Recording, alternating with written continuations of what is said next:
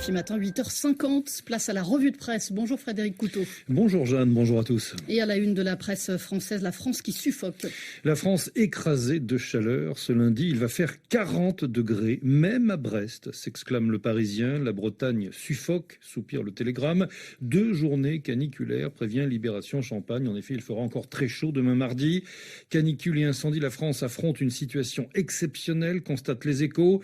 6 jours après le début des incendies, précise le journal, les soldats du feu se battent toujours contre les 2 gigantesques feux de forêt dans le secteur de la Teste de Buch et celui de Landiras en Gironde.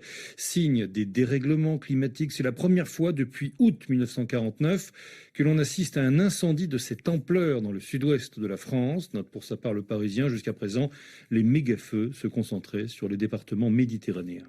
Et c'est les dernières nouvelles d'Alsace. Frédéric relève que l'Europe occidentale connaît en ce début de semaine le point culminant d'une vague de chaleur exceptionnelle. C'est la seconde en quelques semaines. Les températures extrêmes sont à l'origine de méga-feux, donc en Gironde, mais aussi au Portugal et en Espagne. Les Européens éprouvent actuellement ce que les Indiens et les Pakistanais ont enduré ce printemps pendant la pire canicule que ces pays ont connue.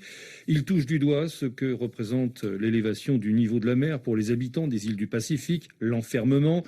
Difficile dans ces conditions, pointe le quotidien alsacien, de se dérober ou de jouer sur les mots pour ne pas reconnaître qu'un réchauffement climatique est en cours. Et les dernières nouvelles d'Alsace de prévenir, l'éco-anxiété, le climato-scepticisme, le procès fait aux baby-boomers et la rhétorique de la déconstruction ne sont d'aucune aide concrète devant les conséquences du dérèglement climatique parce que l'émotion, la culpabilité et la noirceur conduisent tout droit au statu quo et aux compromissions. Affronter des étés de plomb et des hivers sans gaz demande d'abord de l'imagination, conclut le journal. L'évolution de l'humanité souffrira bien d'une petite révolution climatique. On n'en est pas encore là. Face à l'urgence climatique, la réponse du gouvernement français n'est pour l'instant pas à la hauteur, s'inquiète Le Monde. Elle progresse, mais elle reste insuffisante, avertit le Haut Conseil pour le climat dans son 4e rapport annuel publié fin juin. De sorte que des risques majeurs persistent de ne pas atteindre les objectifs de réduction des émissions de gaz à effet de serre pour 2030, selon l'instance indépendante qui appelle à un sursaut de l'action climatique.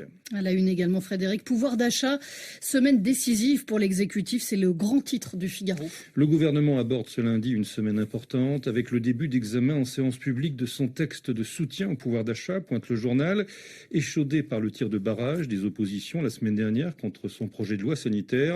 Le gouvernement d'Elisabeth Borne doit prouver qu'il est bel et bien en mesure d'avancer malgré l'absence d'une majorité absolue au Palais Bourbon. Alors, ce texte phare, annoncé depuis de longues semaines, doit permettre, précise le journal, pêle-mêle de limiter la hausse des loyers, de verser une aide alimentaire de rentrée, de créer une indemnité carburant conditionnée, de maintenir le bouclier tarifaire sur les prix de l'énergie, de supprimer la redevance audiovisuelle, de revaloriser les bourses des étudiants et le point d'indice des fonctionnaires, ainsi que les retraites et les prestations sociales. Objectif, aider ceux qui ont de faibles revenus, certes, mais aussi, note Libération, la classe moyenne, catégorie elle aussi atteinte de plein fouet par l'inflation. Reste qu'il y a un bémol et de taille, relève la Croix. Oui, ces mesures pour certaines reviennent à subventionner les énergies fossiles et elles devraient être accompagnées d'un discours de vérité, estime le journal.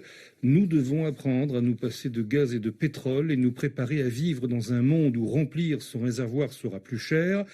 On peut ainsi regretter, poursuit la Croix, que ce texte de loi ne comporte aucun dispositif incitant à réduire notre consommation, ni aucune mesure visant à accélérer la transition énergétique.